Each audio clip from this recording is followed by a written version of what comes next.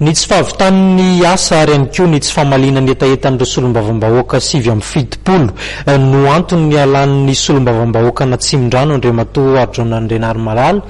tsy isan'ny mpikambana anatin'ny vondrona parlementaire HVM ary tsy ho filohany zany ihany koa eo anivon'ny anteny mera-pirenena zany ny tinambara manana ny heviny lehilahy hoentina amintsika ao anatin'ity fanadihadiana ity ny momba izay. Ny ala tsy ho filoha no sady mpikambana ao anatin'ny vondrona parlementaire HVM eo anivon'ny anteny mera-pirenena Irandria Malala Arjon na John Nelita député an'Antananarivo Antsimondrano. Ny tsy fahavitan'ny asa sy ny etaetan'ireo député 770 namarany fa antony nametrahan'ny fialana. Nametra-pialana ny tenako tsy ho président groupe parlementaire HVM itsony ary tsy ho membre ny groupe parlementaire HVM itsony zany eo anivon'ny anteny mera-pirenena. Efa voapetraka omaly moa zany ny taratasy fametra-pialana izay napetraka teo amin'ny présiden'ny assemblée nationale zany ary napetraka ihany koa tany amin'ny président national ny parti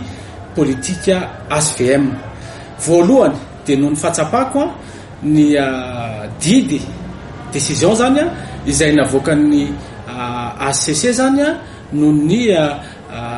tsy fankatoavana zany ny groupe parlementaire HVM eo anivon'ny anteny mera-pirenena profony zany tamin'ireny fanolorana ny ho premier ministre reny izay décision navoakan'ny CES no niraisina zany dia ny parti politika zany izay nivoaka tanatin'ny fifidianana. Ny antony faharoa dia noho ny fahatsapako ihany koa ny ataoko hoe échec zany raha zay no lazana azy ny tsy fahalanin'ny tsy faneken'ny ACC ny ataontsika hoe ny code électoral zany ny fahatelo dia ny tsy fahavitako ihany koa ny etaetan'ireo membre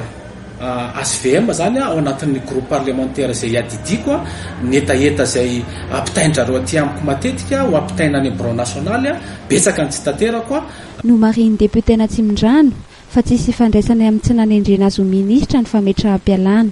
Tena tsy nisy fandraisany mihitsy tsy nisy fandraisany le izy hoe betsaka mihitsy no miteny amin'izao fotoana izao fa hoe tsy voaray ho ministra ho ny député John Nelita dia sorena sanatry zany tompoko. Nilaza i John Nelita fa tsy hanangana vondrana parlementaire manokana ary mijanona ho ery afovoany tsy momba ny fitondrana na ny mpanohitra.